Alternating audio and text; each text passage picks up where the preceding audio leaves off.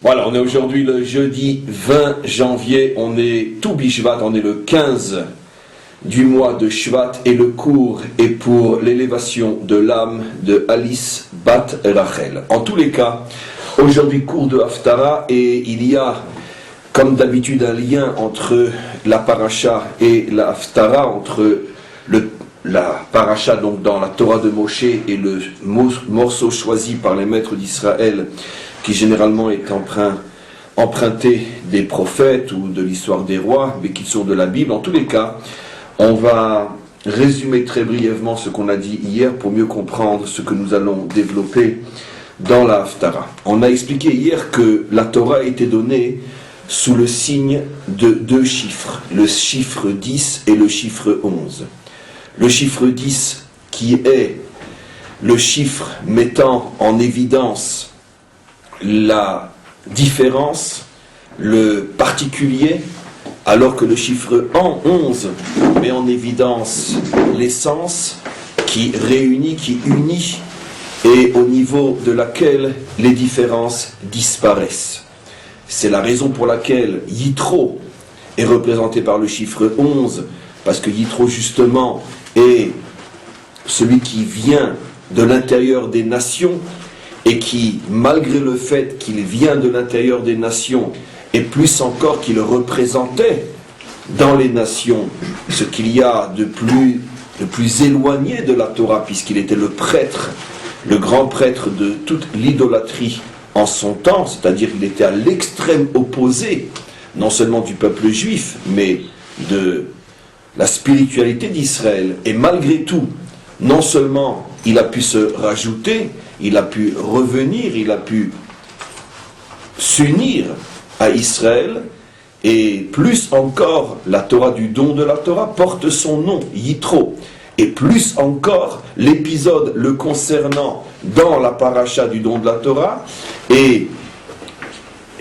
annoncé avant même l'épisode du don de la Torah, comme on a expliqué hier, parce que justement, dans le personnage de Yitro, s'incarne finalement cette espérance de la fin des temps, cette espérance qui est l'espérance messianique d'Israël, qui signifie que, en fin de compte, l'essence de tous les hommes est unique, elle est identique, et tous se retrouvent inclus exactement avec une égalité absolue, tous se retrouvent inclus dans le projet divin, c'est-à-dire dans la finalité du projet divin. Mais, malgré tout, avant d'arriver au chiffre 11, on a le chiffre 10.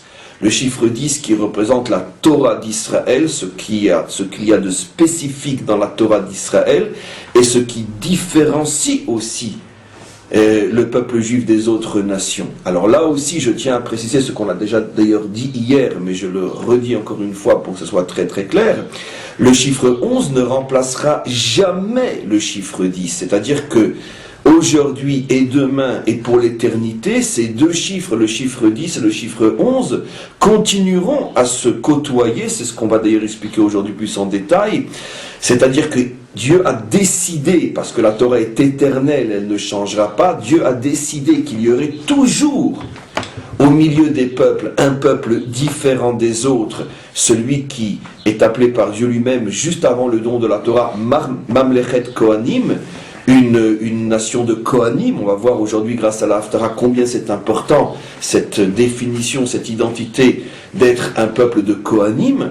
En tous les cas, la notion de peuple Kohen restera toujours pour l'éternité, c'est-à-dire que le chiffre 10, la dimension représentée par le chiffre 10, qui est la dimension de la différence, ne disparaîtra jamais, mais malgré tout, en même temps, au fur et à mesure que l'on se rapproche de la délivrance, et à plus forte raison lorsque l'on atteint la délivrance, se dévoile aussi la 11e dimension, ce qui signifie qu'en même temps on a le 10 et on a le 11, on a l'essence qui unit, mais on a aussi la différence, parce que les fonctions et les rôles et les missions sont différentes.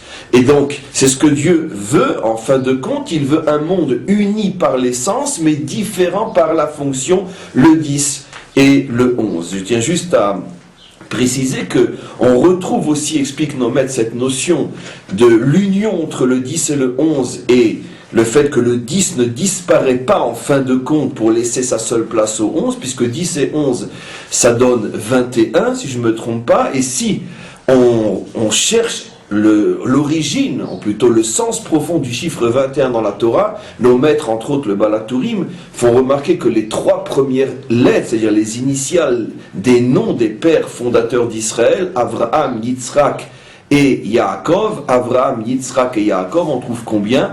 On trouve 21. Et donc pourquoi les initiales des noms des pères d'Israël forment 21? Pour bien nous faire comprendre que dès le départ, bien que les pères ont fondé Israël, mais malgré tout, la vocation des pères est d'être, comme le dit aussi la Torah, Venivrechu becha kol mishpechot ha'adama, toutes les familles de la terre, donc l'humanité tout entière est finalement bénie à l'intérieur de cette racine qui fonde Israël, mais qui est porteuse d'un message universel. Et c'est pour ça que les initiales des 3 noms des 3 pères, on retrouve le chiffre 21, le chiffre 21 qui est l'union du 10 et du 11, pour bien nous faire comprendre encore une fois que les deux resteront pour l'éternité.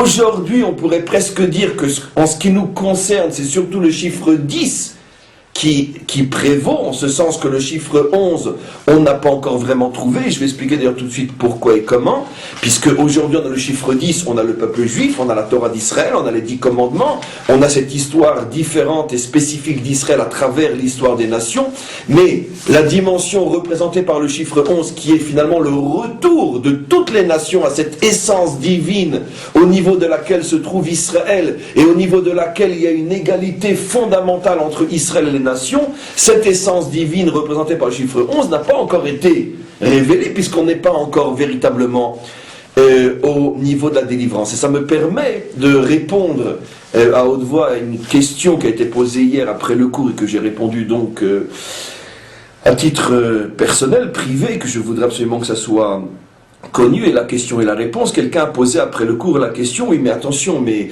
on parle du chiffre 11, on parle des nations qui reviennent, mais quand les nations reviennent, donc on parle de convertis, Yitro est un converti, et donc c'est pas vraiment le retour des nations, c'est plutôt une partie des nations qui a quitté les nations pour devenir juif. Donc on ne voit malgré tout pas véritablement le retour des nations en tant que tel, puisque Yitro n'est pas resté à l'intérieur des nations, il est devenu juif, il s'est converti. Alors j'ai donné comme réponse hier que effectivement il y a une différence entre le retour de l'individu et le retour de la nation. L'individu non juif peut se convertir et devenir 100% juif. La nation par contre ne se convertira jamais. Le monde n'est pas destiné à être 70 peuples juifs. Il y aura toujours qu'un seul peuple juif et 70 nations non juives. Les nations n'ont pas pour vocation de se convertir, et donc c'est surtout lorsque les nations rejoindront l'essence du projet tout en restant non juives, qu'à ce moment-là se dévoile véritablement le chiffre 11 dans toute sa puissance. Pour l'instant, il n'y a qu'une allusion au dévoilement du chiffre 11 au niveau de Yitro par sa conversion, bien que sa conversion n'est pas encore 100% ce dont on fait allusion, puisqu'encore une fois, puisqu'il se convertit, il cesse d'être nation, donc ce n'est pas encore véritablement le but à atteindre. Le but à atteindre, c'est que les nations restent nations, ne se convertissent pas et malgré tout rejoignent et sont insérés dans le projet. Ça, c'est beaucoup plus haut encore que la conversion. Mais d'un autre côté, chaque individu non juif, en tant qu'individu, a le choix de pouvoir se convertir, et à ce moment-là, il fait une action qui ressemble à la dimension 11, mais qui n'est pas totalement la dimension 11, qui encore une fois ne s'exprime qu'avec le retour des nations, des 70 nations, le retour à l'essence de Dieu, sans pour autant devenir juif, ce qui est le projet. On est la seule civilisation, on est la seule religion, le seul peuple au monde dont le messianisme ne demande pas d'inclure toutes les nations à la religion unique, la religion d'Israël.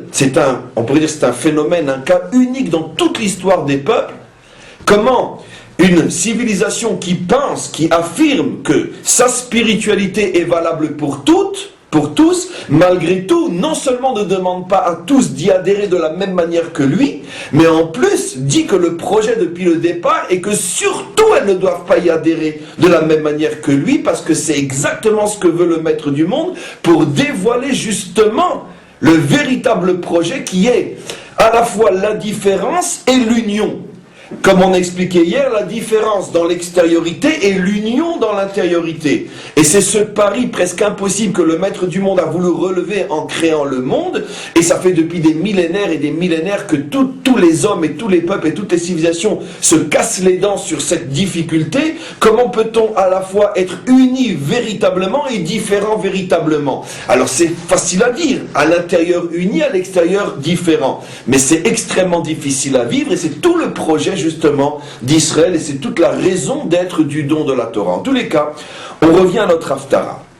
La Haftarah est empreinte d'un texte dans le chapitre, il y a plusieurs morceaux, mais on va s'arrêter qu'à ce qui est l'essentiel pour nous, le tout début, le début du chapitre 6 de Ésaïe, où on commence, on nous dit la chose suivante. Bishnat mot ameler Uziyahu. L'année de la mort du roi Uziyahu, c'est Ésaïe qui parle, Ve'ere et Adonai, j'ai vu Dieu, mais j'ai lu Adonai en ce sens qu'il est marqué, le nom de Dieu est marqué sous la forme de mon maître, Aleph, Dalet, Nun, Yud, et non Yud, Ke, Vav, Ke, on verra que c'est très important. Donc j'ai vu Dieu, mais j'ai vu Dieu tel qu'il se présente sous la forme du maître. Adonai vient du mot Adon qui veut dire le maître.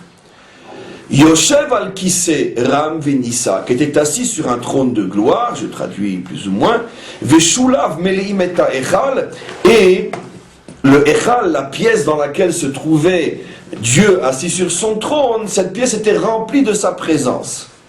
Alors les commentaires expliquent la chose suivante. Qui est d'abord le roi Uziyahu? Et pourquoi nous parle-t-on de la mort du roi Uziyahu? Alors tous les commentaires expliquent qu'en vérité, il ne s'agit pas de sa mort physique, mais plutôt de sa mort spirituelle ou morale. Parce que le roi Uziyahu était un roi qui a voulu rentrer, comme on va le lire tout de suite, qui a voulu rentrer dans le Echal. C'est d'ailleurs pour ça qu'ici, la prophétie montre Dieu assis à l'intérieur du Echal. Le Echal, c'est bien sûr l'enceinte du temple. Il a voulu rentrer dans l'enceinte du temple, il est rentré dans l'enceinte du temple, et il a voulu prendre la place du Kohen Gadol. Il a voulu lui-même apporter la Ktoret, l'encens qui est la avoda, l'offrande particulière et principale et essentielle du Kohen Gadol. Il a carrément voulu prendre sa place. Et les Kohanim avec à leur tête, bien sûr, 80 Kohanim avec à leur tête, le Kohen Gadol sont arrivés juste au moment où ils voulaient faire cette offrande-là, ils ont essayé de l'en empêcher, et il s'est mis en colère comme on va le voir, et à ce moment-là, il a été frappé de tsaraat. Donc sa peau s'est décolorée à la hauteur de son front, donc une grande tache blanche qui est apparue sur son front. Et on sait, nos maîtres disent dans le Talmud et dans différents endroits, on l'apprend d'ailleurs de la Torah, que celui qui a la tsaraat est considéré comme mort, d'où on l'apprend de Moshe Rabbeinu, lorsque sa sœur est devenue tsaroua. À ce moment-là, Moshe a fait, Myriam, donc comme on le sait, elle aussi est contractée, lorsqu'elle a parlé en mal de son frère, elle a elle aussi contracté cette maladie spirituelle qui manifeste donc par des taches, des décolorations de peau. Et donc à ce moment-là, dans sa prière, on voit que Moshe a demandé à Dieu de ne pas laisser sa sœur en état de mort. Et de là on apprend, et on verra pourquoi encore aujourd'hui, si Dieu veut, il y a énormément de choses à voir aujourd'hui, que celui qui est frappé de tsaraat est considéré comme s'il était mort. Il y a une sorte de mort spirituelle, quelque chose s'est éteint en lui. D'ailleurs, pour donner, on pourrait dire, une sorte d'assise à cette explication, les maîtres expliquent que l'endroit où apparaît la couleur blanche est tout simplement un endroit où le sang, qui d'une certaine manière arrosit la peau, le sang ne passe pas ou passe mal à cet endroit-là. Il y a donc une sorte de mort de l'endroit, dans la mesure où le sang qui est la vie, qui est la vitalité, n'y passe pas, et donc tout devient blanc. Comme quelqu'un qui est blême, quelqu'un qui est malade aussi est blanc, et le mort aussi passe par la couleur blanche à un certain moment, par manque de circulation du sang. Et donc le fait que le sang ne circule plus à cet endroit-là, c'est une forme de mort. C'est la raison pour laquelle nos maîtres disent, et encore une fois ce n'est qu'une allusion car c'est beaucoup plus profond que ça, c'est la raison pour laquelle nos maîtres disent que celui qui fait du lachon hara, celui qui fait de la médisance, et on verra bien sûr encore aujourd'hui pourquoi, est frappé de cette maladie qui est une mort spirituelle et qui se manifeste par l'apparition donc de cette tache blanche. Le roi Uziyahu n'a pas fait de lachon hara, il n'a pas médit à ce moment-là, mais il a fait quelque chose, comme on va le voir, qui appartient à la famille de la médisance, et c'est pour cette raison qu'il a été frappé de cette tache blanche. Et donc c'est la raison pour laquelle on l'appelle comme mort. Et la prophétie de Ésaïe, qui s'est donc produite l'année de la mort de Uziyahu, d'après tous nos maîtres, ce n'est pas la mort physique, mais la mort spirituelle, quand il est rentré dans le Héral pour prendre la place du Kohen Gadol. Alors regardez maintenant, on va juste lire un petit peu l'histoire de Uziyahu pour rentrer dans le vif du sujet. Donc cette histoire se situe, pour ceux qui voudront voir les références, dans Divrei Hayamim, dans le deuxième tome, le deuxième livre de Divrei Hayamim, dans le chapitre 26. 25-26. Alors on nous dit, chapitre 26, pardon, dans le troisième verset. Alors, d'abord il faut savoir que Uziyahu fait partie des très rares rois descendants directs de David, qui était un très très très grand tzaddik, un très très grand juste au départ. Ce qui rend un petit peu plus difficile, ou en même temps facile, comme on verra, ce qui rend difficile vu de l'extérieur, ce qui lui est monté à la tête de vouloir se prendre par le Kohen Gadol, de vouloir se prendre pour le Kohen Gadol, mais facile aussi, on devinera pourquoi. C'est justement toujours la faute des grands, ils sont tellement grands qu'ils finissent par être aveuglés par leur grandeur. Mais en tous les cas, regardez, comment commence la vie de Uziyahu? Ben Shesh Esre Shana Uziyahu ben Malcho. Il a été nommé roi, il avait 16 ans. Vechamishim Ushtaim Shana Malach Birushalem. Il a régné 52 ans à Jérusalem. Et sa mère était de Jérusalem. Regardez ce qu'on dit. Vayas ayashar be'ene Hashem. Il a fait tout ce qui était droit aux yeux de Dieu. Je pense qu'après plusieurs mois de lecture, d'études et d'explications du livre des juges, où à chaque fois on a rencontré ce genre d'expression, faire le mal aux yeux d'Hachem ou faire le bien aux yeux d'Hachem, vous comprenez que quelqu'un sur lequel on dit il fait le bien aux yeux d'Hachem, ça veut dire quelqu'un qui est entièrement collé à la volonté d'Hachem. Puisqu'on a déjà démontré, expliqué des dizaines de fois que même si on est pratiquant religieux, qu'on accomplit toutes les mitzvot, mais qu'on ne vit pas vraiment avec le sentiment que c'est lui qui dirige ma vie, ça s'appelle que je fais mal à ses yeux. Je ne fais pas mal à sa Torah, mais je fais mal à ses yeux. Parce que Dieu nous demande d'une certaine manière d'accepter que ce sont ses yeux à lui qui nous dirigent. Et dans la vie de tous les jours, j'ai beau manger kasher, j'ai beau accomplir toutes les mitzvot, si j'ai l'impression que c'est moi qui décide et que je fais plus ou moins ce que je veux, soit parce que je ne veux pas savoir ce qu'il veut, soit parce que je ne suis pas au niveau de savoir ce qu'il veut, ça s'appelle que je ne vis pas en connexion avec les yeux de Dieu. On avait déjà expliqué des millions de fois que celui, plus que tout autre, qui a l'obligation de vivre au niveau des yeux de Dieu, c'est bien sûr celui qui est censé diriger notre peuple, et on lui demande de diriger notre peuple selon la volonté de Dieu, c'est-à-dire diriger Israël en bas, selon la volonté que Dieu veut en haut, c'est-à-dire comment lui veut que l'on soit dirigé. Vous imaginez le niveau inimaginable que le roi doit avoir pour se mettre au diapason, pour se mettre en communication, en communion, en connexion avec les yeux de Dieu. Rappelez-vous tous ces cours. On dit sur ce roi-là que depuis l'âge de 16 ans, il était sous le regard de Dieu. Ça veut dire que tout ce qu'il pensait, disait, faisait, était exactement ce que Dieu voulait. Continuons. Et c'est vrai qu'il avait reçu une très bonne éducation. Son père aussi, Amatsiahu, faisait partie de ces 3, 4, 5 rois justes depuis David qui se sont très très bien comportés.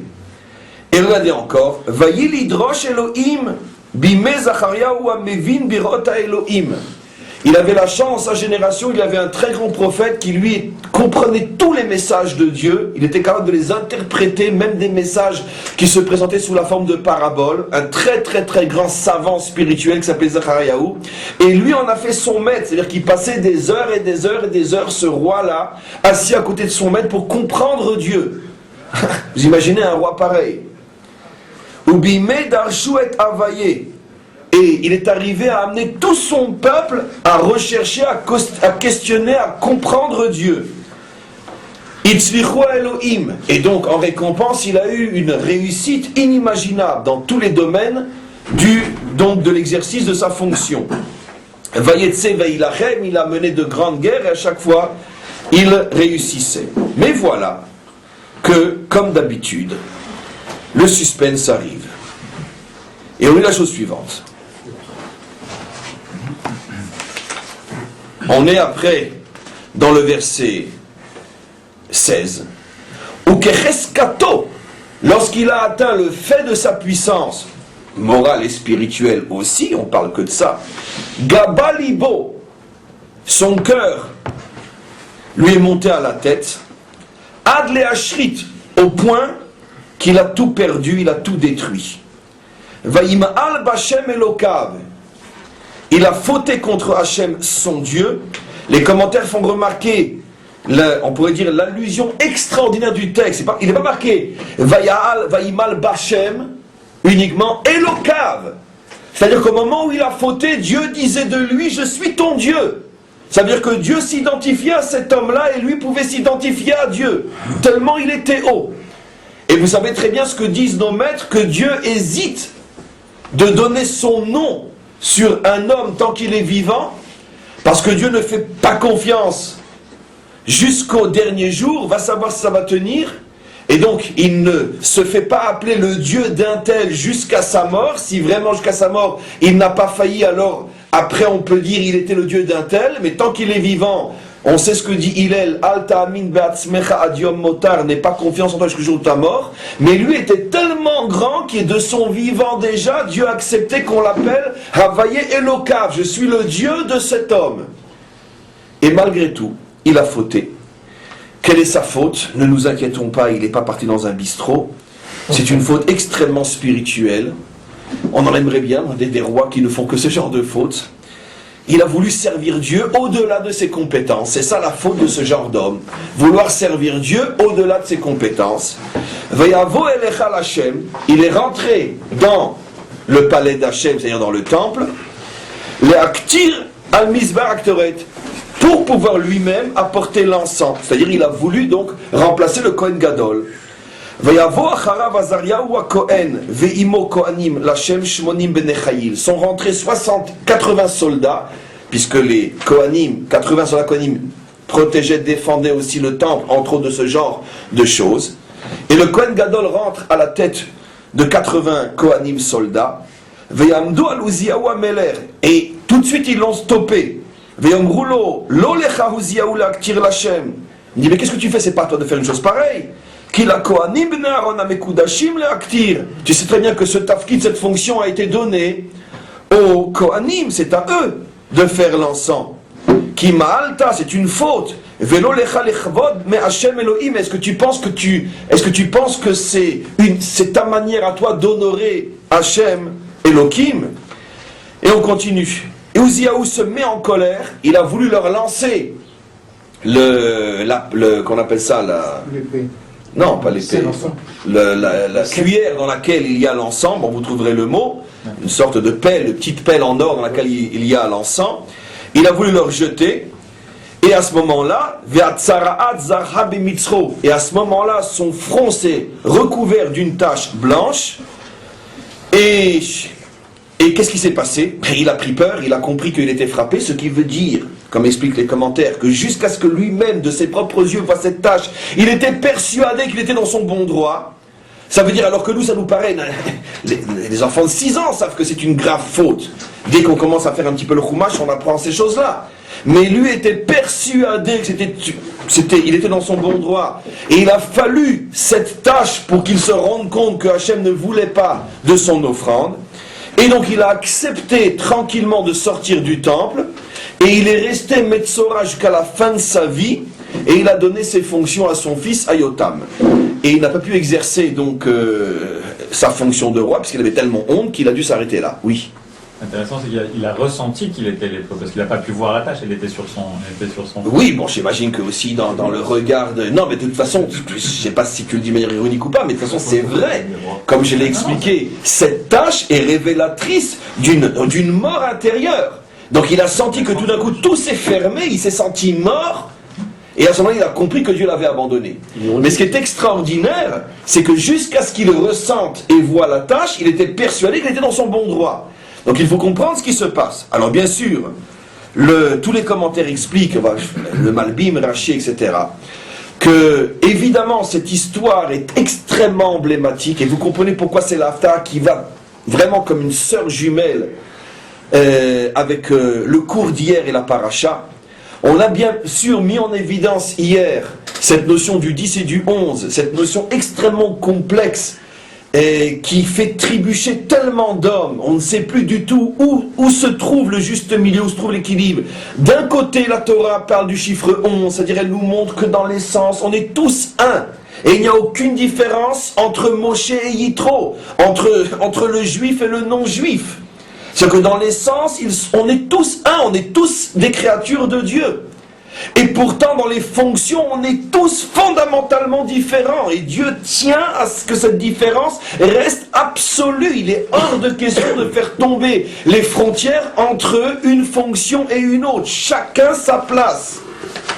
Et souvent même, les différences au niveau des fonctions donnent l'impression, parce qu'il est vrai, c'est absolument indéniable, que des fonctions semblent plus nobles et plus importantes que d'autres. Il semblerait, de par la fonction, qu'il y a une différence essentielle entre les hommes. Si je ne suis pas le peuple élu, alors comment peux-tu dire que dans mon essence, je suis au même niveau que le peuple élu ?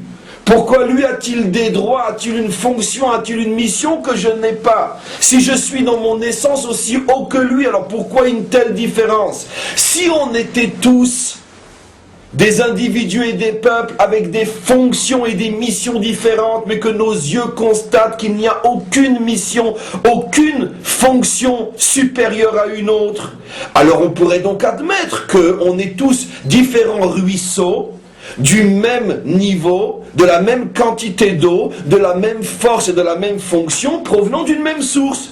Mais le problème, c'est que de cette source sortent de petits ruisseaux qui ont à peine de l'eau, des minuscules rivières et des fleuves gigantesques. Alors si on vient tous de la même source, comment se fait-il qu'il y ait une telle différence? Pourquoi les différences donnent-elles l'impression qu'il y a aussi une hiérarchie? Ça, c'est le vrai problème. Et donc, ce qui pousse tous les hommes, puisque une moitié se trompe à droite et une moitié se trompe à gauche, une moitié dit, eh bien on refuse un monde de différence, ni grec ni juif, et on ne va que miser sur l'essence, et finalement on va arriver à un amalgame inimaginable où on ne sait plus qui est quoi, et l'identité a complètement été sacrifiée sur l'utopie d'une naissance qui de toute façon n'est pas viable, comme on va le voir. Et de l'autre côté, ce qui est autant fréquent, c'est que l'homme va d'après ce qu'il voit, et comme il voit qu'il y a des forts, des grands, des intelligents, des riches, des pauvres, des juifs, des non-juifs, des blancs, des noirs, des rouges, des jaunes, il y a tellement de différences et tellement de compétences différentes, on va aller à la recherche de ce qui nous paraît être le plus noble, le plus grand, et les uns vont dire c'est les Ariens, les autres vont dire c'est les juifs, les autres vont dire c'est les noirs, les autres vont dire c'est les blancs, les autres vont dire c'est les médecins, les autres vont dire c'est les avocats, c'est les riches, c'est les pauvres, peu importe. Les Américains vont dire c'est les riches les plus grands, les communistes vont dire c'est les pauvres ou les ouvriers les plus grands, peu importe, toutes les folies sont possibles. Chacun va définir ce qu'il pense être la fonction principale, et en fonction de ça, il va rendre un culte à la fonction. Et donc, automatiquement, on est tous coincés, parce qu'effectivement, Dieu crée un monde où on est tous un dans l'essence et tous différents dans l'extériorité, avec, semble-t-il, une hiérarchie à l'intérieur des différences. Et ça, c'est tout le problème. Comment je peux faire? Eh bien, c'est exactement le sujet de notre Haftarah. Le roi Ouziaou est lui aussi trébuché sur ce problème-là. Il était tellement grand, tellement grand. Il dépassait tellement les Kohanim. N'oublions pas qu'un Kohen, même un Kohen Gadol, peut être quelqu'un de très simple. On a tous lu les Mishnayot de Yoma, Masechet Yoma, où on voit qu'il y avait parfois des Kohanim qui étaient illettrés. des Kohanim Gdolim qui ne connaissaient rien. Et pourtant, ils étaient Kohanim Gdolim. Et pendant des semaines avant Yom Kippour, puisque tout le culte de Yom Kippour n'est que sur les épaules du Kohen Gadol, il est le seul à servir au temple pendant toute la journée. La Mishnah nous apprend que pendant des jours et des jours et des jours, on apprenait au Kohen Gadol des choses élémentaires que nos enfants apprennent à l'âge de 6 ans. Alors se pose un problème évident. Si le Kohen Gadol ne sait rien, alors comment se fait-il qu'il soit Kohen Gadol? Pourquoi ses maîtres, ceux qui lui enseignent le service, pourquoi ça ne serait pas eux qui auraient la fonction qui va être donnée au Kohen? Comment est-il possible que cet homme-là bénéficie d'un statut qui ne correspond à rien, si ce n'est qu'il est Kohen, un point c'est tout. Et donc c'est un problème qui s'est toujours posé dans le peuple juif. Le roi Uziyahu, dans son temps, était tellement grand, le Kohen Gadol de son époque lui paraissait tellement insignifiant, qu'il dit, mais attends, je ne comprends pas. Pourquoi je vais devoir, moi, passer par cet homme-là? Pourquoi? Dans la mesure où moi, comme on l'a lu, je suis Doresh Elohim, j'ai moi accès directement à Zacharia, je suis le compagnon d'études ou l'élève de Zacharia. Lui et moi comprenons tous les desseins divins. Il n'y a que lui et moi dans notre génération qui sommes capables d'interpréter vraiment ce que Dieu veut. Dieu dit de moi que je vais d'après ses yeux. Je suis encore vivant et il se nomme Hachem Elokai, Hachem mon Dieu, ce qu'il ne fait avec personne. Pourquoi je vais me soumettre au Kohen Gadol? Et je veux être Kohen. C'est ce que dit le Malbim. Shechachav begavo, dit le Malbim. Il a pensé tellement il était grand. She'uraou le keuna gdola, que la keuna gdola lui revient de droit. Et pourquoi? Ki anagata am hayata chatamele. Parce que Dieu a fait en sorte que la direction du peuple est entre les mains du roi. Ve'anagata dat. Mais la direction religieuse est entre les mains du Kohen.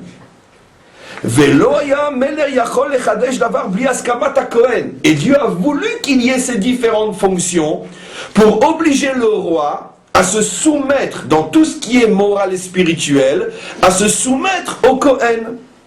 Mais lui est arrivé une situation absurde où il comprenait 100 fois mieux que le Kohen. Il a dit, mais j'en ai assez de passer par ce bonhomme-là. Il a voulu que toutes les décisions spirituelles et morales d'Israël, puisque c'était un véritable grand saint, il a voulu que tout passe par lui. Et sache que ça a mis en danger toute la religion, toute la Torah était en danger à ce moment-là. Alors, le Malbim est bien gentil, il pose le problème, mais il nous laisse sur notre faim. Qu'est-ce qu'il est en train de dire? Uziyahu était tellement grand qu'il ne pouvait plus supporter cette répartition des tâches, c'est vrai, voulu par la Torah, mais qui est absolument impossible à vivre. Vous imaginez, dans une usine, dans une société, dans un bureau, n'importe quel exemple, où l'un de ceux qui sont censés être l'employé, comprennent 100 fois mieux que celui qui, pour des raisons familiales ou parce qu'il avait les moyens, peu importe, se retrouve être le patron de la société. Et que si on le laisse lui avoir le dernier mot, la société ça va être la catastrophe. Et moi je vois ça. Mais moi je sais qu'il se trompe. Et je vais déjà prouver des dizaines de fois que c'est moi qui a raison. À chaque fois je vais devoir me taire. On ne peut pas gérer un pays comme ça, on ne peut pas gérer une société pareille, c'est absolument impossible. En plus, dans mon exemple, je suis très loin de la réalité. J'ai parlé d'un employé, d'un patron.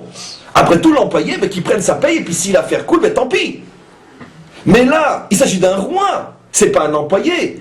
Il s'agit de quelqu'un qui a véritablement la responsabilité. Et j'ai fait exprès de commencer par un exemple imprécis, donc je vais donner un exemple plus précis. Imaginez-vous un PDG, un véritable responsable de société qui est véritablement capable, mais sous prétexte que, système capitaliste, la société s'est montée grâce à des investissements d'un triple tordu qui n'y connaît rien, qui a suffisamment de parts pour faire valoir ce qu'il pense, et à chaque réunion, il dit qu'il faut aller à droite, alors que le PDG, lui, sait très bien qu'il faut aller à gauche ou le contraire. Mais il est tenu par l'argent que le triple idiot a investi. C'est clair qu'il va chercher, par tous les moyens, il va faire ce que, dans tous les cas semblables, font les dirigeants capables, et c'est de trouver le moyen de racheter les parts pour dégager le triple idiot. Parce que c'est absolument impossible que la société puisse aller d'après ses avis à lui, sous prétexte qu'il a mis de l'argent. Et encore, mon exemple est très loin de la réalité. Ici, on parle d'un roi, de quelqu'un qui a la responsabilité et aussi la force et le devoir de diriger le peuple. Et il voit à ses côtés un Cohen qui est loin, très très loin d'avoir son niveau. Je ne dis pas que dans notre cas c'était un triple idiot, mais qui de toute façon n'est pas au niveau de comprendre et de diriger Israël comme lui, le roi, pourrait le diriger. Qu'est-ce qu'il a voulu faire? C'était pas tant le problème d'apporter l'encens, mais il a voulu faire un acte symbolique. Il a voulu apporter l'encens pour dire « Adkan ». Je veux qu'à partir d'aujourd'hui, tout le monde sache que je dirige Israël, non seulement sur le plan politique, militaire et social et économique, mais je veux, parce que vous le savez tous, j'en ai le niveau, je veux diriger Israël sur le plan spirituel aussi. Qu'est-ce que dit le Malbim? Qu'est-ce que dit la Torah? Vaïkba libo adle ashrit. Il a mis Israël, la Torah d'Israël, en situation de danger de disparition totale. Et pourquoi?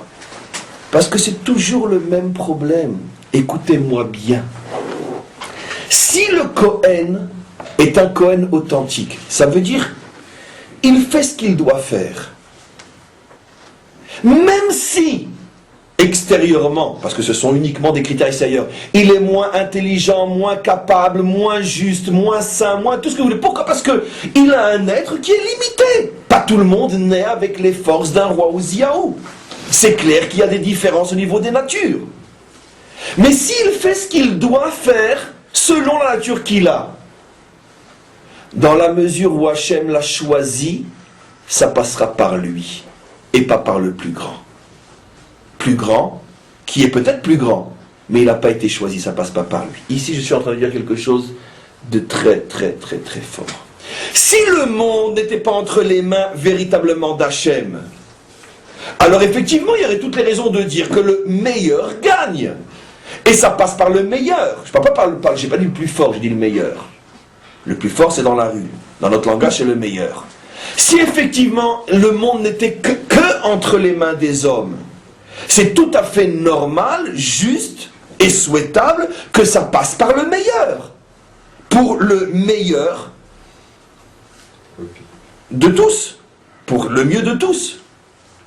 Mais le problème c'est que Dieu n'a pas voulu qu'on l'éjecte de ce monde.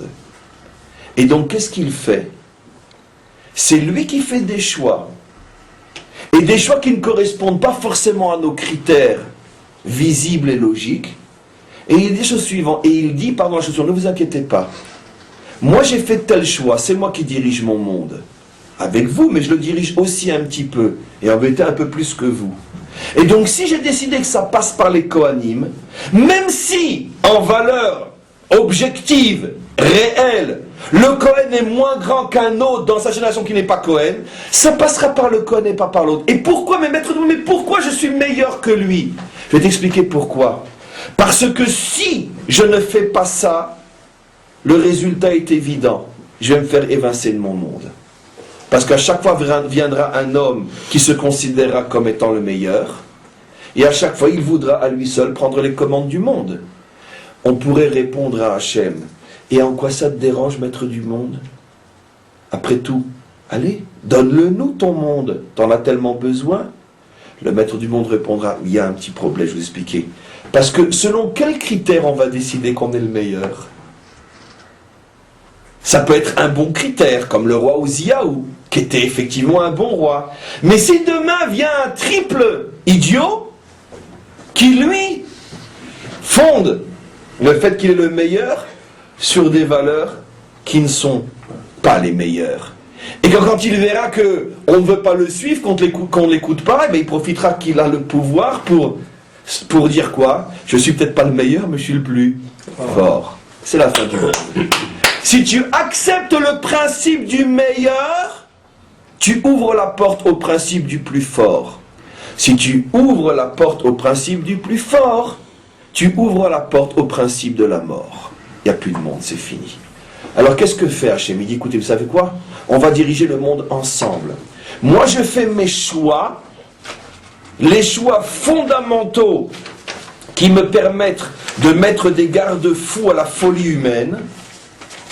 Et vous y mettez aussi vos compétences, vos qualités, mais en association avec moi.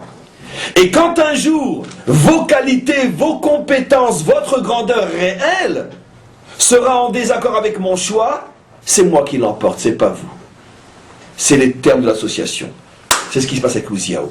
Uziaou est un géant, mais un vrai, les amis, un vrai géant. L'un des rares hommes qui a mérité que de son vivant, Dieu s'appelle son Dieu. A déjà mis son nom sur lui. Hachem Elokav, ce qu'il ne fait pratiquement jamais avec personne. Avec David ? Comment ? Oui, peut-être avec David, sans doute on le retrouve avec David, mais c'est très rare. Quand on appelle David Cohen, c'est son essence ? On parle de l'essence de David ? Tu poses une bonne question, on verra en son temps.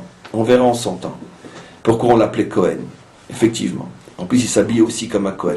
Tu touches le fond d'un problème. Il n'a jamais. Il a mangé le pain des Kohanim. Jamais. Non, est-ce qu'il entend des gens de bord ? Bon, on va y arriver, c'est dommage, on va y arriver.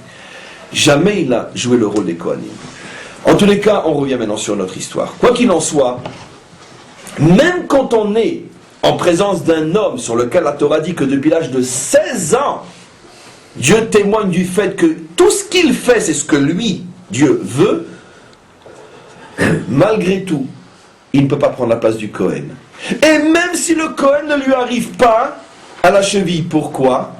Parce que Hachem lui dit, mais attends, ne t'inquiète pas, qu'est-ce qui te dérange ? Qu'il est moins grand que toi ? Mais c'est pas grave. Si toi et lui vous étiez seuls dans ce monde, c'est sûr qu'il faudrait le remplacer. Mais je suis là moi aussi. Et moi je veux que ça passe par lui. Ne t'inquiète pas, je ferai passer ce qui doit passer par lui aussi. Ah mais il est moins grand que moi. Et alors ? Je ne peux pas laisser le monde entre les mains des plus grands. J'ai expliqué pourquoi. Parce que c'est quoi le critère du plus grand ? C'est le plus riche, le plus fort, le plus beau, le plus quoi ? Chacun va venir avec ses critères de grandeur et c'est la fin de mon monde. Donc, voilà. Uziaou n'a pas compris. Et mes amis, ici dans cette Haftara, c'est tout le problème de la paracha d'hier et de la relation entre Israël et les nations qui est posé. Je ne comprends pas. Bon, c'est vrai que les Italiens avec Berlusconi peuvent rien nous dire, c'est clair. Mais les Américains avec Clinton, pas vraiment encore. Les Français avec Sarkozy, je sais pas trop. Mais des tas de peuples peuvent venir et nous dire, mais je comprends pas. Avec un président comme ils ont, ils peuvent plus être le peuple élu, qu'ils arrêtent de se foutre de nous. Je comprends pas. À titre d'exemple. Mais ils peuvent en amener. Mais ça fait 3500 ans qu'ils posent cette question-là. Même si on n'est pas meilleur qu'eux, ils sont de loin pas meilleurs que nous. Pourquoi ils seraient choisis ? Vous avez une réponse à ça ? Alors ça fait 3500 ans que les affreux crétins et idiots parmi nous se disent parce qu'on est les meilleurs. Mais ça, c'est insupportable. Mais jusqu'à quand on ne va pas comprendre ce que signifie l'élection d'Israël ? Mais on est loin d'être les meilleurs. L'une des plus grosses têtes de ce monde s'appelle Bill Gates, il n'est pas juif. D'accord ? On aimerait tous être un petit peu un Bill Gates. Et il n'est pas juif.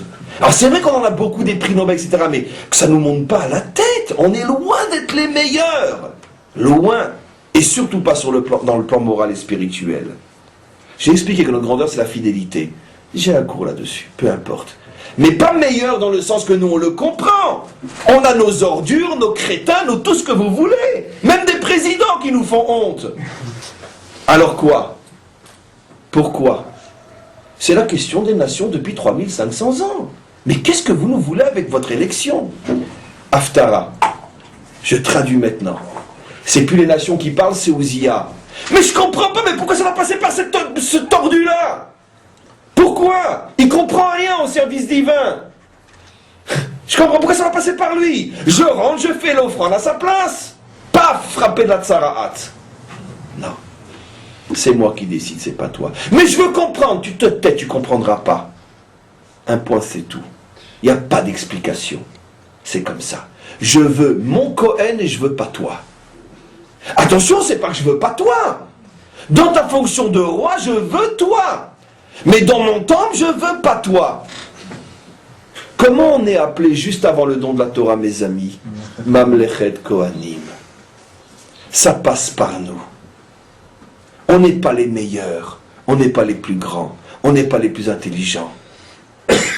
Non, c'est pas ça. Et même nos prix Nobel, on peut expliquer pourquoi on en a tellement. Qui c'est qui l'a expliqué? Ben c'est Pagani, dans l'Étoile d'Or. Parce que privé de toutes les possibilités de nous exprimer matériellement et physiquement pendant des millénaires, on n'avait qu'une seule petite terre à cultiver, c'est notre cerveau. Et c'est rentré dans nos gènes. Lui, il l'a très bien compris, il l'a chanté. C'est pas encore une preuve qu'on est les plus grands, parce qu'on ne pouvait pas faire autre chose que de cultiver la terre qui était dans notre cerveau. Peu importe, et même si on a plus de prix Nobel que les autres, on a aussi tellement de crétins qui sont encore plus crétins que les autres. Alors de toute façon, sur les deux poids de la balance, mieux vaut se taire. Parce qu'on a des prix Nobel dans tous les sens. Absolument. Parce que nos prix Nobel de la crétinerie, je veux dire, ils dépassent tous les autres dans la crétinerie. Surtout nos prix Nobel de la paix. Et surtout nos prix Nobel de la paix. Ça, c'est sûr. Mais dans ce cas-là, on a plus affreux que dans... Tu vois, j'hésitais à le dire, mais ça m'étonne que tu l'aies dit, toi. Parce que tu es très fin et ça m'étonne. Non, c'est de la stupidité. Oui, d'accord, mais comme ceux qui ont aussi le prix Nobel sont des milliards et des milliards de fois plus ordures et incomparables par rapport aux nôtres, que donc, je n'aurais pas donné cet exemple-là. Mais en tous les cas... En tous les cas, si c'est prix Nobel de la stupidité, alors d'accord, ça oui. Quoi qu'il en soit, donc la véritable raison, Dieu nous l'a donnée. J'ai besoin d'un peuple de Kohanim. C'est pas forcément les plus grands, les plus forts, les plus intelligents. J'ai besoin d'un peuple de Kohanim. Et pourquoi? Puisqu'il y arrivera des générations où ils ne seront pas forcément mieux que les autres. Parce que j'ai besoin d'être présent dans mon monde. Et si je laisse mon monde entre les mains des critères des hommes, chacun va venir encore une fois avec son critère de la grandeur, et ça va être la fin du monde. Et ça finira de toute façon, comme on le sait, avec un fusil à la main. C'est celui qui aura le fusil qui tire le plus vite qui se considérera comme étant le meilleur. Et c'est la fin du monde. Voilà de quoi on parle. Ce qui est extraordinaire, mes amis, c'est que regardez, quelle a été la punition de Ouzia, qui est donc la punition des nations, puisque chez Ouzia, en tant qu'individu, c'est apparu sous la forme d'une tâche, mais comme on le sait, tout ce qui existe, tout ce qui est dit dans la Torah existe sous une forme visible et aussi sous une forme invisible. On se rappelle tous, malheureusement, ça fait froid au dos, ce que dit le Chafetz Chaim dans son œuvre sur le Lashon Hara. Il pose une question évidente, mais comment se fait-il qu'aujourd'hui, alors qu'on dit encore plus de Lashon Hara qu'avant, la preuve c'est que le temple n'a toujours pas été reconstruit et qu'il a été détruit entre autres à cause de Lashon Hara, comment se fait-il qu'on ne voit plus personne avec des taches sur le bout du nez? Il répond, mais parce qu'on n'a pas le mérite de les voir apparaître, elles sont à l'intérieur. Et il donne l'exemple d'une maladie, quand on commence à voir les boutons, c'est la preuve que c'est en train de se guérir. Tant que c'est à l'intérieur, c'est là qu'on est en danger, parce qu'on ne peut même pas le guérir. Mais dès que la maladie apparaît, ça veut dire qu'elle est rejetée. L'apparition prouve que le corps commence déjà à s'en débarrasser. Et il dit à notre époque, c'est tellement profond en nous cette maladie que l'âme n'a même pas la pureté de la rejeter à l'extérieur. C'est pour ça qu'on ne voit pas les taches blanches. Mais en tous les cas, il est absolument évident que le phénomène Tsara'at frappe tous ceux qui remettent en cause la Keuna. Et donc forcément les nations par rapport à nous, lorsqu'elles remettent en cause le fait que nous sommes le seul et unique peuple Kohen sur terre, même si on ne le mérite pas, selon les critères bien sûr logiques de l'intelligence humaine. Donc, on va essayer de comprendre maintenant quelque chose d'absolument époustouflant. Apparemment, mes amis, l'histoire de la Tsara'at n'est pas apparemment la punition ou la maladie qu'on attendait par rapport à la faute contre la Keuna. Parce que qu'est-ce que c'est la faute? Si on regarde, encore une fois, très profondément, c'est quoi la faute contre la Keuna? La faute de Ouziaou, c'est de se dire quoi? C'est pourquoi il y aurait des fonctions différentes sur le critère uniquement de quoi? Sur quel critère? Je suis plus grand que toi, comme j'ai expliqué. D'autant plus, dit Ouziaou, que dans le fond, dans l'essence, y a-t-il une différence entre un juif Cohen et un juif non Cohen? J'espère qu'aucun d'entre nous pense qu'un juif Cohen est plus juif que nous. J'ai déjà fait 1000 fois ce cours, mais aujourd'hui d'une manière un petit peu différente. Qu'à Dieu ne plaise. Même le dire, c'est déjà une aberration. Évidemment que le juif Cohen n'est pas plus juif qu'un autre. De la même manière que le juif juste de la génération n'est pas plus juif que le juif mécréant de la génération. Pourquoi? Parce que la définition de juif, c'est l'essence, c'est l'identité. Le mécréant est autant juif que le grand et que le juste. L'expression de son identité est complètement différente, mais dans l'essence, il n'y a pas de différence entre un juif et un autre.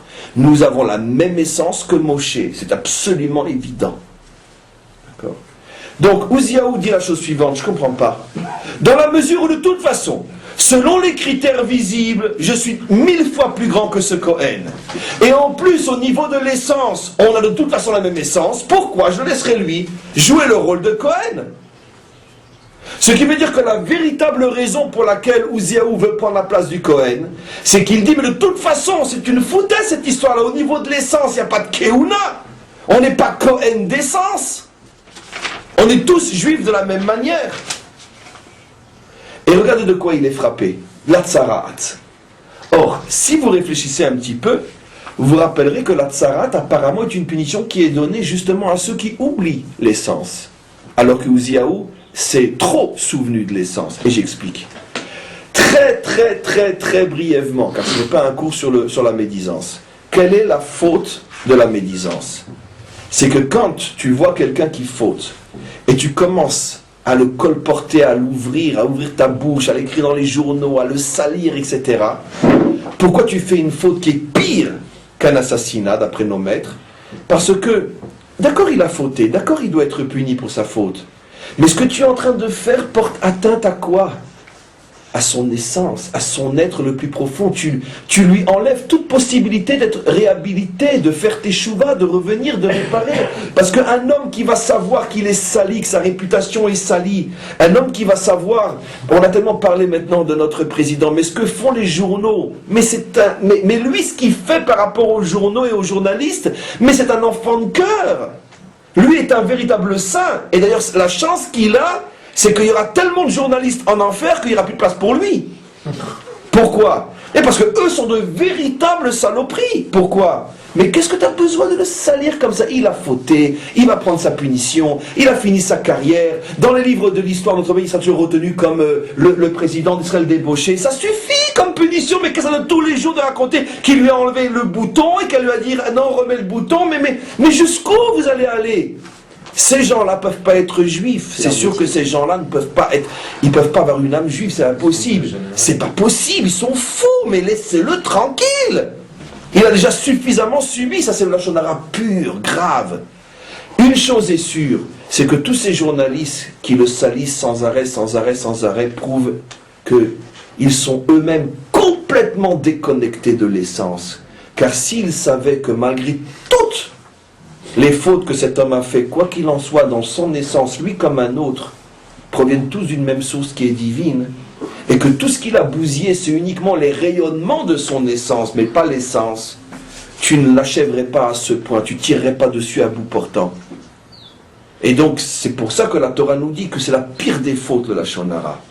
Contente-toi de la punition qu'il va avoir, tu n'as pas besoin de le salir plus, parce que la salissure en plus porte atteinte à l'essence. Donc on voit que celui qui fait du lachon hara, sa véritable faute, c'est qu'il ne croit pas en l'essence. Il se dit, puisque ce président a passé son temps à ouvrir ou à fermer des boutons, donc allez, on l'élimine, on le... Mais attends, mais ça reste un juif malgré tout. Il est l'enfant d'Avraham, Yitzhak et Yaakov. Et ses enfants sont juifs. Ça reste un homme, ça reste un humain. Arrêtez. Et donc, pourquoi il a la tâche à l'extérieur? Pour lui montrer, tu vois, tu as complètement sombré dans le monde de l'extériorité. Tu ne vis, tu ne parles qu'en fonction de ce que tu vois. Tu oublies la profondeur qui se cache dans un homme, même lorsqu'il a fauté. Et donc, pour bien te faire comprendre que tu as sombré dans le monde de l'extériorité, eh ben, on te met une tâche sur ta tête que tu sors devant, tout le monde voit ta tâche. Tout le monde rigole. Pourquoi? Punition. Mida keneged mida.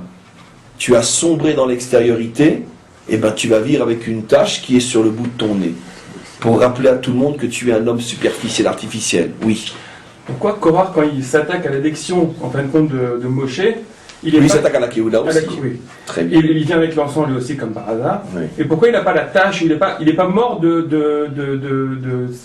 Alors ça d'abord c'est une question que tous les commentaires demandent et la réponse très brève à cette question c'est parce que jusqu'à cette révolte et à ses conclusions la Keouna n'avait pas encore véritablement été installée à l'intérieur d'Israël. Ce n'est qu'à ce moment-là que la Keouna a été scellée définitivement. Korah a attaqué juste avant que la Keouna soit scellée définitivement. C'est pour ça que cette paracha se termine avec les 24 Matanot Keouna qui n'existaient pas encore jusqu'à cette révolte-là. Ce n'est que grâce à cette révolte qui était là pour mieux montrer que vraiment Hachem le veut. Jusqu'à ce moment-là, on n'était pas encore sûr. On pouvait penser, comme expliquent les commentaires, que c'était uniquement provisoire pendant tout le temps qu'on est dans le désert. C'était peut-être seulement au tabernacle. Et la preuve, c'est que la Keouna est venue après la faute du veau d'or. Et que s'il n'y avait pas eu la faute du veau d'or, ça serait aussi passé par les premiers-nés de toutes les tribus. Donc c'était encore ambigu. On ne savait pas si c'était véritablement scellé ou non. Et ce n'est que la révolte de Korah qui a montré que c'était scellé pour toutes les générations et que même si ce qui avait provoqué la Keouna c'est la faute du veau d'or, une fois que les Kohanim ont été choisis, c'est pour l'éternité. C'est plus du provisoire. Et Myriam, quand elle a attaqué Moshe, il avait déjà un statut en fin de compte. Oui, mais c'était Moshe, c'était le plus grand des prophètes, donc c'est du Lachonara Gamou. C'est pas la Keouna, c'est de la Shonara. Mais non, c'est de la Shonara. On continue. En tous les cas,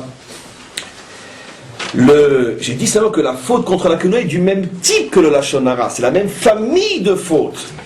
C'est une faute et avec des ramifications. Donc maintenant, la question qu'on demande est la suivante. À partir du moment où la faute de Ouzia, c'est qu'il a exagéré l'essence, il s'est dit, moi dans mon essence, je suis la même chose qu'un Cohen, pourquoi lui serait mieux que moi?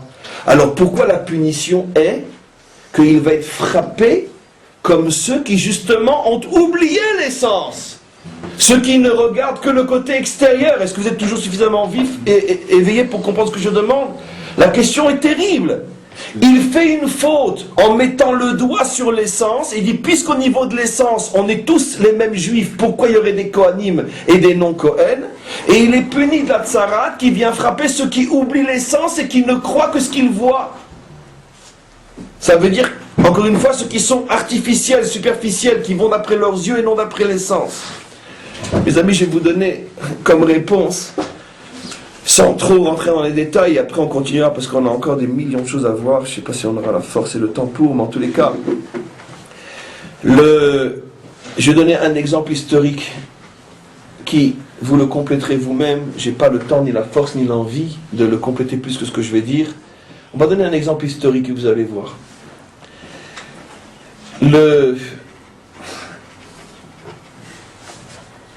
On sait que d'une certaine manière, la religion d'Esav est elle aussi une faute d'essence. Ni juif ni grec. Ça veut dire que à un certain moment, se sont levés des hommes, qui étaient juifs d'ailleurs tous, et qui se sont posé la question fondamentale. Après tout, pourquoi il y aurait une différence entre les hommes? La question fondamentale du peuple élu. Puisque l'une des premières choses qu'ils ont fait, c'est d'annuler la circoncision, qui justement est le signe de la différence absolue. On n'est pas pareil. Et précisément à l'endroit, et à partir de l'endroit où naissent justement les hommes et les peuples. Où là on marque le sceau de la différence. Et donc, peu importe les raisons, le contexte historique, etc., mais quoi qu'il en soit, dans le fond du fond, tout le problème de ce nouveau était de remettre en cause la particularité de la parole divine. Pourquoi la parole divine s'adresserait à quelqu'un, même si c'est un pluriel, parce qu'il s'agit d'un peuple, mais à quelqu'un fondamental de différent? Pourquoi la parole divine ne passerait pas par tout le monde exactement de la même manière? Et c'est ce qui fera après dire ni juif ni grec, et on sait justement qu'à partir de ce moment-là, on peut dire toute l'action du nouveau est justement de faire tomber la différence entre les peuples, les races et les couleurs, et de montrer que la parole est la même, qu'on soit blanc, qu'on soit noir, qu'on soit rouge, qu'on soit jaune, qu'on soit etc. C'est très beau, c'est très juste, c'est très juif, mais c'est l'essence. Qu'est-ce qu'ils ont voulu faire? Ils ont voulu finalement créer une religion d'essence. Puisqu'au niveau de l'essence, on est tous un, et on est tous les enfants de Dieu, eh bien on va le vivre dans les faits et dans la réalité. Il n'y a plus de peuple de Dieu, mais il y a l'humanité de Dieu. On appellera ça d'ailleurs l'Église universelle. Ça veut bien dire ce que ça veut dire. L'universel. Or, regardez, c'est très noble, c'est très beau, je ne dis pas d'une manière qui est hypocrite et péjorative. Pourquoi je ne peux pas dire le contraire, puisque c'est juif comme notion. Mais regardez, finalement, cette religion des Saves s'est transformée, en ce qui nous concerne, dans la plus grande médisance jamais pensée, inventée par l'humain. Nous avons tué Dieu. Le peuple maudit, pour l'éternité, il a tué Dieu. Même le Coran, qui nous traite de voleurs, d'infidèles, même pas d'infidèles, de voleurs, de menteurs, de bandits, etc. Pas d'infidèles, c'est sûr, parce qu'on n'est pas idolâtre. Et même le Coran nous traite encore de choses acceptables. Bon, allez, c'est vrai, on a des Madoff, après tout. On n'est pas les seuls, mais c'est vrai. C'est acceptable. Même le Coran n'a pas conçu l'insulte suprême. Tueur de Dieu. Je ne comprends pas. Comment la religion de l'essence peut-elle à ce point tomber dans la médisance? Je ne sais pas si vous comprenez la finesse de ce que j'explique. Pas parce que je suis intelligent, mais parce que je sais qu'on est déjà à une heure de cours déjà. Regardez comme c'est... Vous qui vous voulez être ceux qui mettent en évidence l'égalité suprême entre tous les hommes, ce qui est vrai d'ailleurs, mais vous voulez en faire le seul créneau de la religion, et vous oubliez aussi qu'il y a aussi des différences qu'il faut respecter, quoi qu'il en soit. Vous qui faites de l'essence la seule et unique parole de Dieu, comment se fait-il que tout le monde appartient à cette essence, sauf nous? C'est incroyable, vous êtes les seuls sur Terre à avoir inventé le principe d'humains qui n'ont pas de place sur Terre. Parce que si on a tué Dieu, c'est sûr qu'on n'a pas de place sur Terre. C'est évident. C'est évident. Comment est-ce que vous avez fondé la civilisation qui est la seule qui jusqu'à aujourd'hui se pose la question, est-ce que nous avons une place parmi les nations? Comment est-ce que vous êtes la seule civilisation qui avait inventé Auschwitz, les fours crématoires, etc. Comment se fait-il?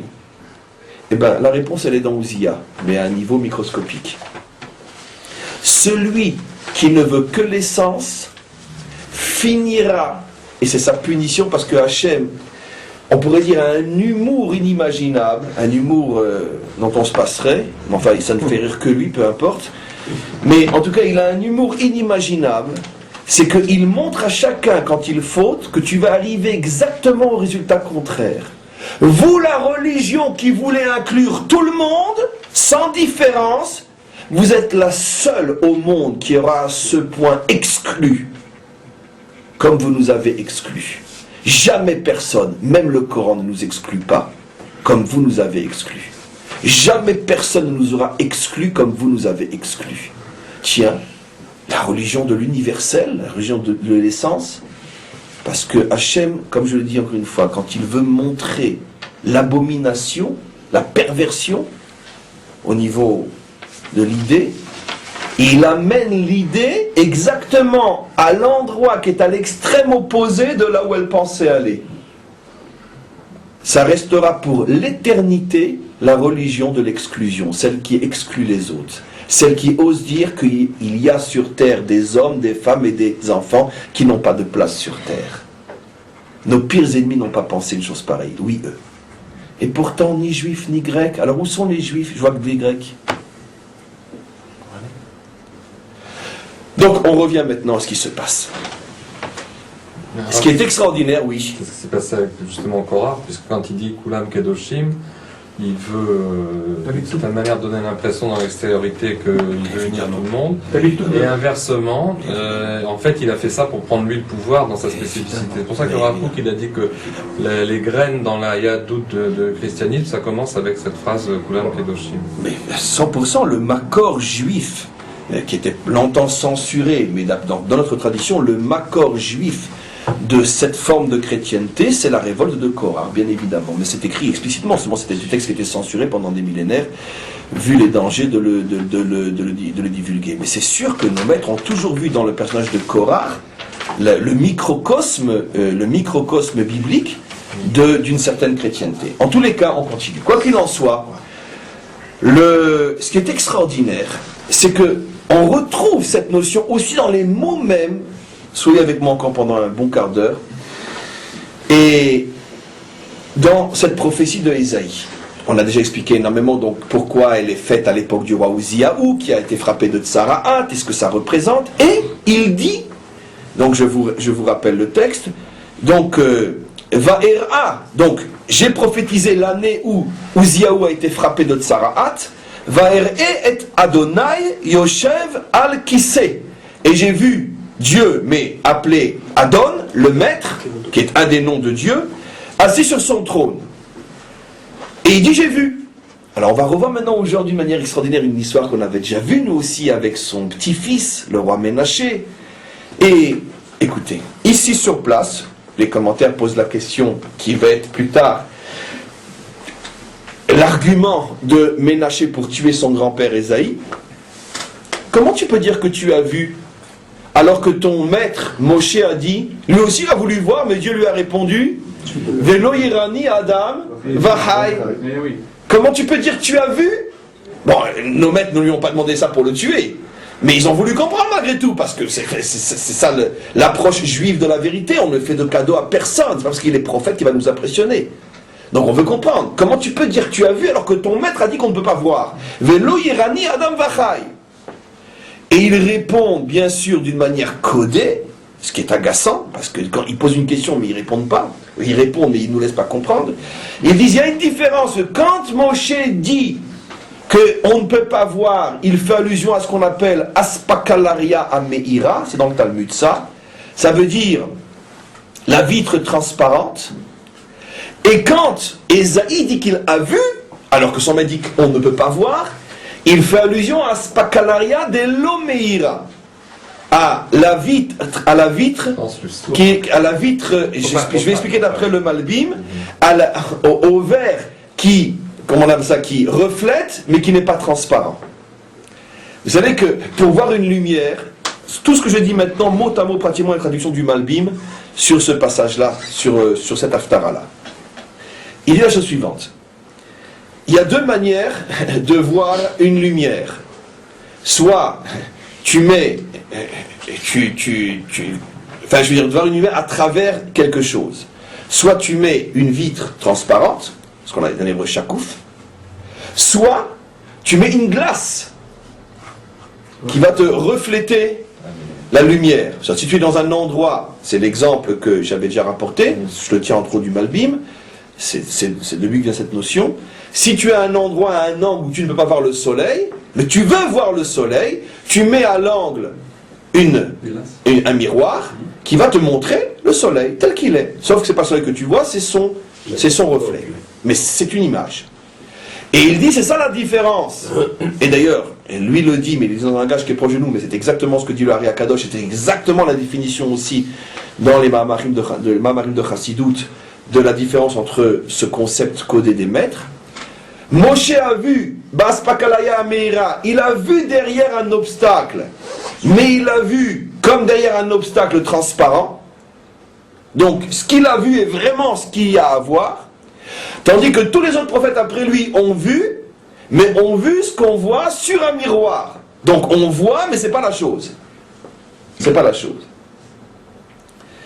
Alors, à partir du moment où leurs prophéties sont à des niveaux différents, c'est-à-dire que tout ce que Moshe voit, il le voit vraiment, tandis que les autres ne voient que le reflet, que l'image, on comprend pourquoi un peut tout voir et l'autre ne peut pas tout voir.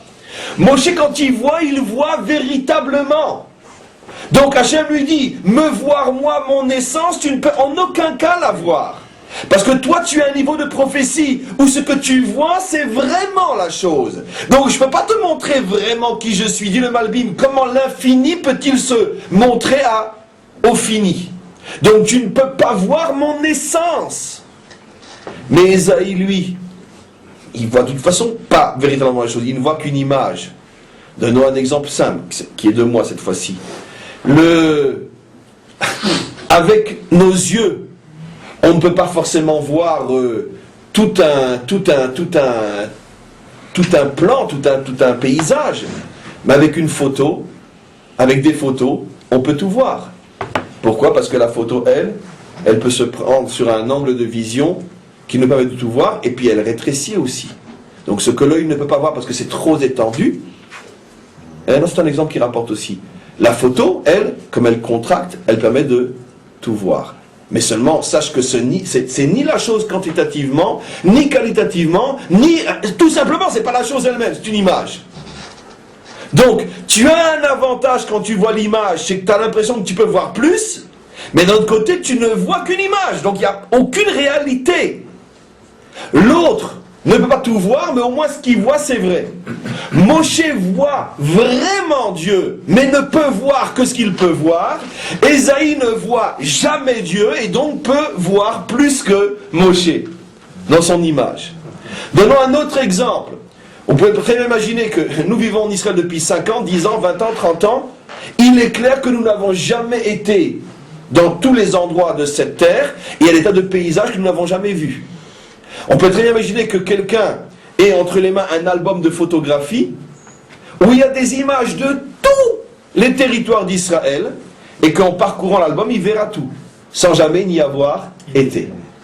Donc c'est exactement cette différence entre Moshe et les autres. Moshe y est, mais il ne peut pas tout voir. Eux n'y sont pas, ils peuvent tout voir. D'où on voit cette différence, c'est que quand Ésaïe dit « j'ai vu », il ne dit pas « j'ai vu Havaïe », il dit « j'ai vu Adon ». Tout est là. J'ouvre une parenthèse. De là, l'importance capitale de savoir, de comprendre le texte en hébreu. Regardez. Prenez les traductions. Elles vont toutes vous traduire « j'ai vu Dieu ». Catastrophique. Là aussi, quand tous les traducteurs seront en enfer, il n'y aura plus de place pour nous, pour Hachem. Au moins, grâce à eux, on est sûr de ne pas pouvoir y aller. Mais c'est un crime. Il n'y a pas marqué « j'ai vu Dieu », j'ai vu Adonai. J'ai vu la dimension maître de Dieu. Mais c'est tout, c'est une des fonctions de Dieu. Mais il en a des milliers, c'est ce qu'explique le Malbim. Il a vu une fonction sur les 10, en faisant allusion aux 10 attributs divins. Mais il n'a pas marqué qu'il a vu Havaïe, il n'a pas vu le nom de l'essence, il n'a pas vu l'essence, il a vu Adonai. Donc il a vu Dieu habillé à l'intérieur d'une fonction de Dieu. Et il a vu l'habit de Dieu, il n'a pas vu Dieu lui-même. Il a vu l'image de Dieu, il n'a pas vu Dieu lui-même. C'est pour ça qu'il n'hésite pas à dire Veraiti et Adonai. J'ai vu l'habit de Dieu qu'on appelle le maître. Mais lui, son essence, bien sûr que je ne l'ai pas vu, puisque Moshe nous a dit qu'on ne peut pas voir l'essence. Et d'où lui le sait? Parce que lui, il voyait tout. Donc ce qu'il n'a pas vu, c'est qu'on ne peut vraiment pas le voir. Comprenez? C'est de là que nous, on dit toujours comme ça, de cette manière-là. C'est pour ça que nous, on ne prononce pas le nom Havaïe tel qu'il s'écrit, mais on le prononce sous la forme de Adon, pour dire que pour l'instant, la connexion que nous avons avec Dieu est une connexion au niveau de ses habits, mais non au niveau de son essence. Bon, je ne peux pas expliquer plus, j'ai encore quelque chose à dire pour terminer le cours. Maintenant, on comprend la suite. Dans la suite du verset qui est notre Haftara, vous le verrez, on arrive au fameux verset où Ésaïe dit une chose absolument incroyable. Qu'est-ce qu'il dit? Il dit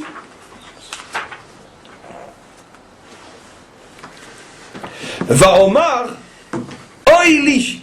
Et j'ai dit, je me suis dit, malheur à moi. C'est-à-dire combien je suis un homme qui a des raisons d'être malheureux. Pourquoi? Qui anochi, qui ubetor am tames fataim anochi yoshev. Parce que je suis installé à l'intérieur d'un peuple, mot à mot à la lèvre impure. Un peuple impur. Un peuple qui parle d'impureté. Anochi yoshev. Le bon Dieu ne va pas aimer trop ce qu'il a dit. Tout de suite, il lui envoie un ange avec une braise pour lui brûler les lèvres. Mais bon, ça c'est le texte. Comment tu parles de mon peuple?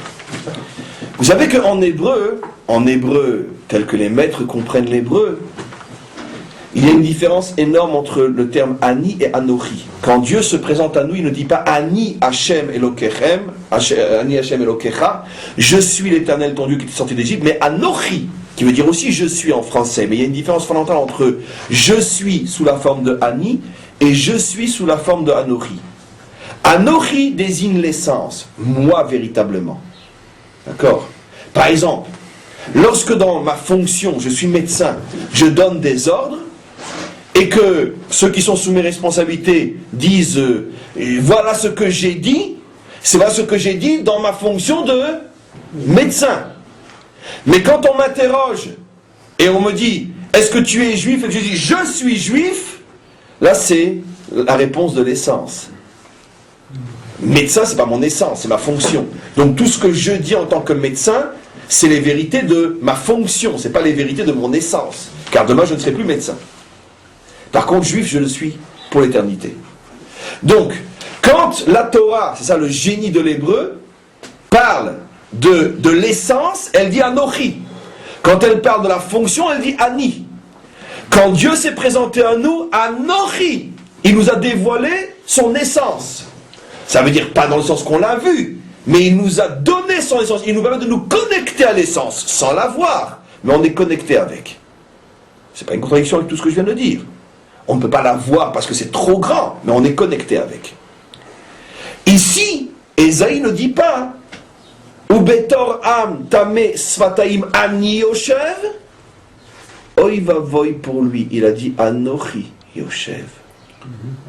Ça veut dire que l'essence est impure. Wow. On continue l'histoire. Quelques années plus tard, il se retrouve en face de son petit-fils, le roi Ménaché. Le roi Ménaché lui dit, dis-moi papy, tu sais que je vais te faire décapiter, hein? Hein? Pourquoi mon petit chéri? Ben parce que tu es un faux prophète. Moi un faux prophète? T'exagères, je savais que tu étais une crapule, mais pas à ce point-là quand même, mon petit chéri. Ben je vais t'expliquer, parce que tu as osé dire que tu as vu Dieu, alors que Moshe, notre maître, dit qu'on ne peut pas voir Dieu. Le cours d'aujourd'hui, que j'ai déjà fait d'ailleurs. Ah, où j'ai dit ça? Ben, tu as dit que Ve'ere et Adonai. D'accord? Alors, regardez le piège maintenant, ce que j'ai jamais dit encore. Le piège que Ménaché lui tend. Parce que Ménaché est un grand chacham. On l'apprendra beaucoup plus tard à l'époque du Talmud. Comme on le sait. Ménaché lui dit, mais comment? Mais si tu l'as dit, vous pouvez mettre le téléphone, ça ne me dérange pas, merci. Ménaché lui dit, mais je ne comprends pas, mais oui, tu l'as dit. Mais il dit, non, je ne l'ai pas dit. Mais si tu l'as dit, mais non, je ne l'ai pas dit. Mais où je l'ai dit? Mais tu as dit, Ve'ere et Adonai. Mais enfin, Ménaché, je n'ai pas dit, Vaere Avaye, j'ai dit, Vaere Adonai. J'ai pas dit, j'ai vu l'essence de Dieu, j'ai dit, j'ai vu la fonction de Dieu. Ah?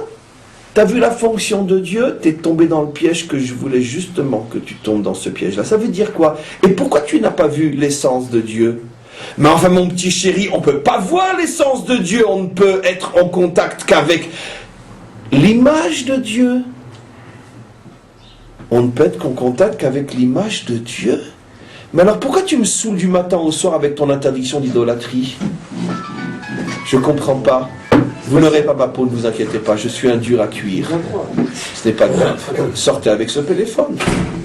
Et donc, je continue. Il lui dit, attends, je ne comprends pas. Si on ne peut pas être en contact avec l'essence de Dieu, alors pourquoi l'idolâtrie est-elle interdite? Alors, je ne comprends pas. C'est quoi l'idolâtrie? Qu'est-ce qu'on a déjà expliqué des centaines et des milliers de fois? L'idolâtrie, c'est tout simplement le fait de dire qu'on ne peut pas avoir un lien directement avec Dieu parce qu'il est trop infini pour se lier au fini, et il faut forcément passer par toute une série d'intermédiaires que lui-même a mis entre nous et lui. N'oublions pas que l'idolâtrie dont parle la Bible n'est pas le culte du fétiche, mais avodat kochavim ou mazalot.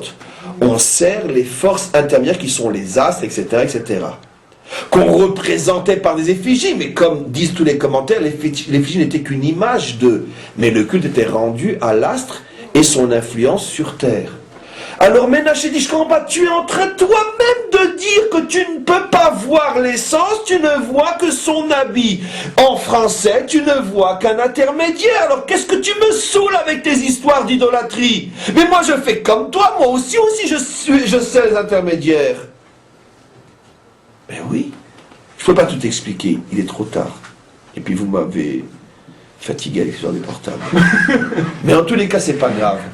Il y a ici toute la clé de la discussion profonde entre ceux qui étaient idolâtres tels que la Bible en parle, à un niveau beaucoup plus profond qu'on imagine, et ceux qui étaient les purs et durs tenants du monothéisme authentique.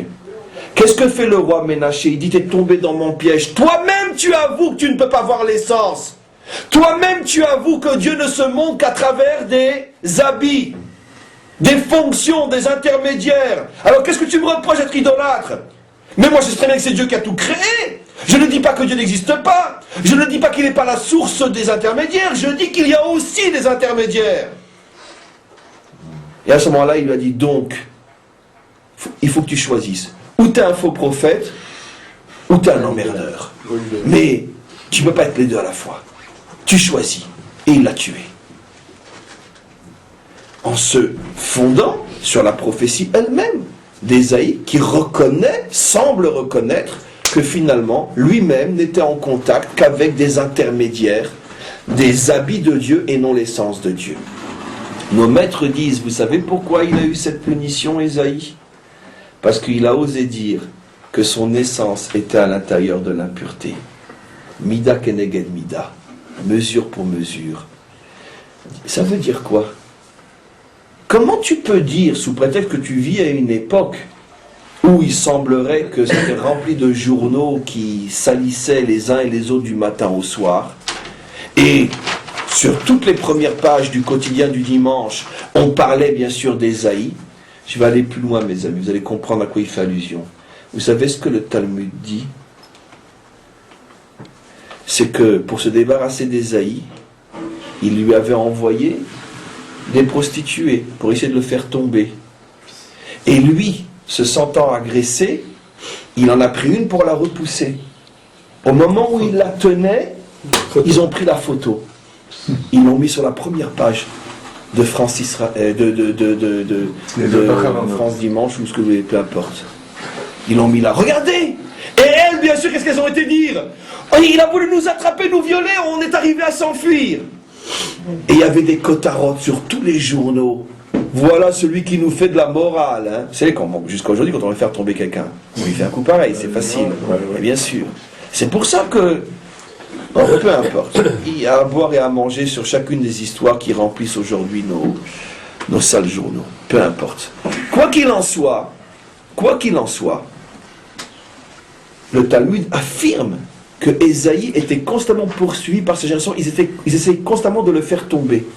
Une fois avec des prostituées, une fois avec ci, une fois avec ça, peu importe, pour essayer de le décrédibiliser. De le décrédibiliser. Voilà, vous avez compris. Ok? Alors, il n'en pouvait plus, il est venu, il a dit, mais je suis au milieu d'un peuple qui est impur dans son essence. Si moi, le prophète, qui voit la future destruction d'Israël venir, et je mets ma vie en danger pour sauver ce peuple, et tout ce qu'il trouve à dire, c'est de me faire tomber avec une prostituée, mais je suis un peuple qui est souillé, rongé par l'impureté. Paf! Hachem lui a dit, ouh là là, tu vas le payer très cher, ça. Pourquoi? Ça veut dire quoi? Anori? Jusque dans l'essence? Non. L'essence est intacte, mon cher Ésaïe. Même lorsque tout Israël faute, l'essence est intacte. Parce que l'essence est entre mes mains. Elle n'est pas entre vos mains. J'ai laissé une partie qui m'appartient dans mon monde et que je ne laisserai jamais la faute souiller et détruire, c'est l'essence. L'essence est entre mes mains. Et c'est pour ça que je ne vous laisse pas voir l'essence. Il ne manquerait plus que ça que je vous donne aussi l'essence. Qu'est-ce que vous me laisseriez encore dans mon monde? Donc si tu avais dit, Annie, je suis dans un peuple impur, ça veut dire qu'ils se comportent comme des gens impurs. Je t'aurais rien dit. Ve Anori. quoi, ce peuple a perdu tout espoir au point que même son naissance est impure. Ça, j'accepte pas. Et dans quoi il va tomber? Dans un problème d'essence. Qu'est-ce que lui dit son petit-fils? Alors, on peut ou on peut pas voir l'essence? Qu'est-ce qu'il répond? On peut pas voir l'essence, elle est au-dessus de l'homme. Qu'est-ce que Hachem lui répond à ce moment-là? Hachem était là, il lui dit, Ésaïe, dis-moi, si l'essence est au-dessus de l'homme, alors pourquoi tu accuses ton peuple d'être impur jusque dans son essence? Et à ce moment-là, il a donné l'autorisation à Ménaché de le tuer. Oui, non, mais c'est lié. L'essence, on ne peut pas la voir parce que l'essence échappe à la compréhension humaine. Et ça commence justement par l'origine des âmes qui sont au niveau de l'essence. Donc tout ça est lié, c'est extrêmement profond, extrêmement complexe. Mais la fin de ce cours peut être étudiée pendant encore des millénaires. C'est extrêmement profond. Ça veut dire par là que ce que tout ce passage veut nous faire comprendre, c'est que d'un côté c'est vrai qu'on n'a pas accès à l'essence, mais d'un autre côté l'essence est cette partie intacte, pure, qui est dans le monde et qui permet à Dieu aussi d'être dans le monde. Parce que si le monde était entièrement entre les mains des hommes, le monde depuis fort longtemps aurait complètement été détruit, souillé et Dieu n'aurait plus rien à y faire. Donc il se garde l'essence et c'est pour ça qu'il refuse de laisser Ésaïe mettre en cause l'essence d'Israël. Et tout ça, ça passe par tout le système avec Ménaché, etc. Mais toutes ces notions-là se touchent les unes aux autres. Alors maintenant, quelle est la conclusion? Parce qu'il est très très tard. La conclusion est la suivante. Finalement, on a exposé entre le cours d'hier et aujourd'hui on peut dire les bases, les fondements, les grandes lignes de toute la pensée juive qui met en évidence à la fois la nécessité absolue d'une essence sur laquelle je n'ai pas de contrôle. C'est lui qui a décidé un point, c'est tout. Même si tu ne comprends pas. Ce qui signifie que Israël est élu et pas les nations. Ce qui signifie que les Kohanim sont élus et pas les autres.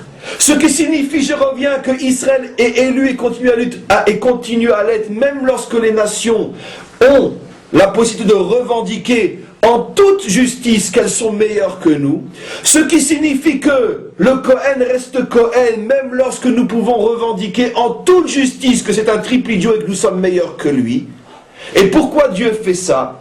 Parce que si il enlève le principe de l'essence et qu'il laisse l'homme décider qui est le meilleur et quand il doit diriger le monde, c'est pas un troisième Reich de 1000 ans qui nous attend, c'est plus rien du tout. Même pas un troisième Reich de 1000 ans, c'est plus rien du tout. Le monde aura déjà explosé, c'est fini. Alors donc c'est très bien. Alors si c'est comme ça, alors on va aller tous vers l'essence.